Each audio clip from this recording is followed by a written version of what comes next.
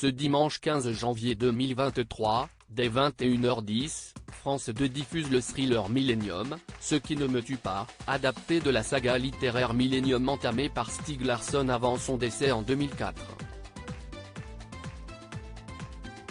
Cette adaptation cinématographique du 4e tome compte une nouvelle actrice principale dans le rôle de Lisbeth Salander, Claire Foy, transformée physiquement à cette occasion. Et de 3.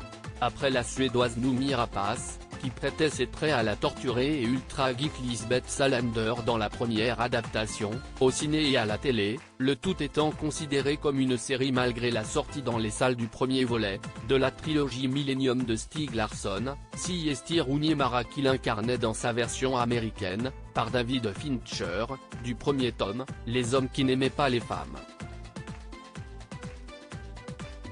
Avant que le personnage ne soit joué, en 2018, par une star de Netflix. Claire Foy, de The Crown à Millennium. Il s'agit de Claire Foy, rôle principal du film Millennium, Ce qui ne me tue pas qui est diffusé ce dimanche 15 janvier 2023 dès 21h10 sur France 2. Son visage, bien dissimulé derrière le maquillage sombre de Lisbeth Salander, vous dit peut-être quelque chose et pour cause, elle incarne la reine Elisabeth II jeune dans la série historique, et polémique, The Crown, rôle pour lequel elle avait été dédommagée à cause d'une grande disparité salariale. Et si est-il d'ailleurs dans cette production que l'avait repéré le réalisateur du thriller, Fede Alvarez, je suis tombé totalement sous le charme de sa façon de raconter une histoire émouvante. Elle a la capacité d'exprimer une véritable marée d'émotions refoulées uniquement par son regard, avait-il confié à son propos. Claire Foy, look de motard et faux tatouage pour Millennium. Pour cette adaptation du tome 4 de la saga Millennium, non plus écrite par Stieg Larsson mais David Lagercrantz suite à sa disparition, les maquilleurs dessineront plusieurs faux tatouages sur le corps de Claire Foy. Nous avons décidé d'en placer un sur le côté de son cou, un sur sa cheville, un sur ses fesses, un sur chaque main, 2 sur son bras, et évidemment le dragon.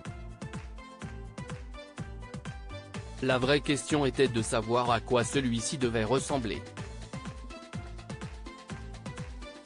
Quelle est la bonne position? Quelle taille doit-il faire? Doit-il recouvrir tout le dos ou seulement la moitié? Est-ce que la queue doit s'enrouler autour de son corps?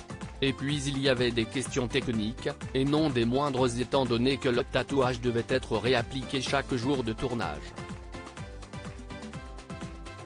Même lorsque nous avons commencé à trouver des réponses à ces questions, il y a eu des ajustements, un mélange de têtes et d'ailes venant de différents modèles, racontera le réalisateur.